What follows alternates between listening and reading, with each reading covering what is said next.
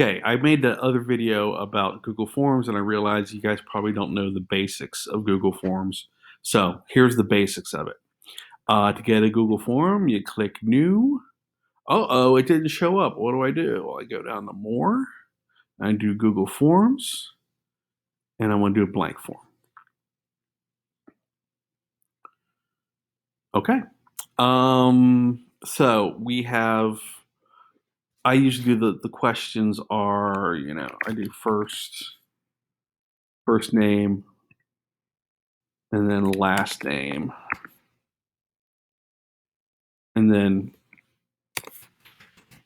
period number.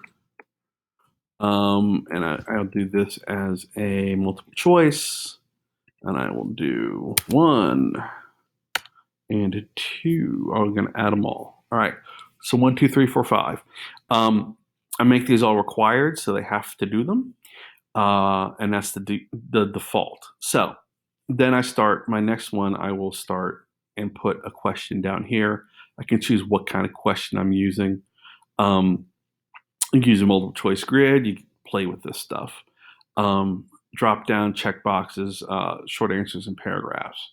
So you can do whatever you want, and it's going to show up in your responses on your Google Sheets. Okay, so right now we have no responses. We're waiting for them. We see we're still accepting. All right, so let's take a look at some things you can do here. All right, so you always want to collect the email address. Response receipts, or who cares? You want to collect the email address because if somebody like starts messing up, then you know exactly who it was. I always restrict the users in EasyUSD. And if you wanted to do it just once, limit to one response. So when I do the quizzes over and over again, I leave this unchecked. So it's not one response. Respondents can't edit after submit. I never check that.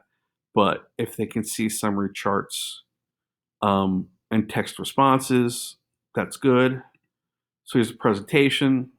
You can shuffle the question order if you want. So this is basic stuff. I usually don't even mess with that. And here we go, quizzes. So it says, make this a quiz.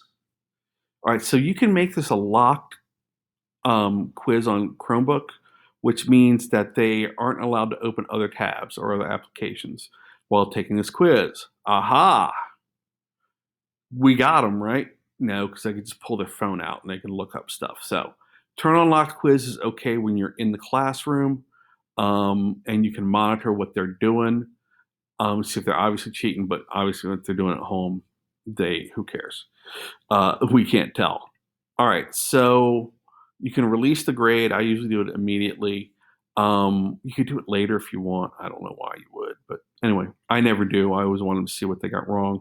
I want to see what they missed, what the correct answers were, and what the point values are. So those are the settings. So I would do save. I would call this a test. And then you just start, questions. It was George Washington. Okay. So I can make this a multiple choice, or I can make it a short answer. See, okay, the bummer here is that if you do things that are short answer or paragraph, you got to grade those yourselves.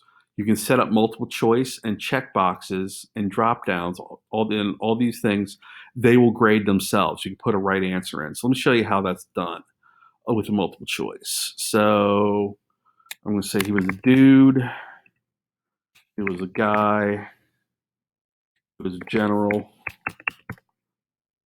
he was an outlaw. All right, so I'm going to say that he is a general. So what I do is I click on answer key. This is worth 1 point so far. So all I have to do is click on general. And I can also adjust the points here. I can make it 0 points. I can make it, as many points as I want. You can also add answer feedback that says for incorrect answer, hey, the answer was general. And you can actually put a link on there, hey, or you can put a YouTube video or some type of video on it, and it will, the kids can click on it and they can get an answer. If they get a correct answer, you can do, yay. This is kind of a pain in the butt because you got to do it for each one. Okay. I haven't figured out um, how to even take the feedback for correct answers and copy them. Maybe I can do it with this. Nope. Okay. So that's basically how you run a Google form and you make it a test. The kids will put their stuff in here. We go to responses, and you see right here you got the Google Sheets. So you just go to the spreadsheet. Yes, I want to create a new spreadsheet, and it's going to dump it right in your drive, and it's going to have the same title as your responses. Great way to spell, Graham. All right. So it's going to have all the answers are going to pop up here. Yeah, so that's it. So that is really how you set up a Google form to make a quiz.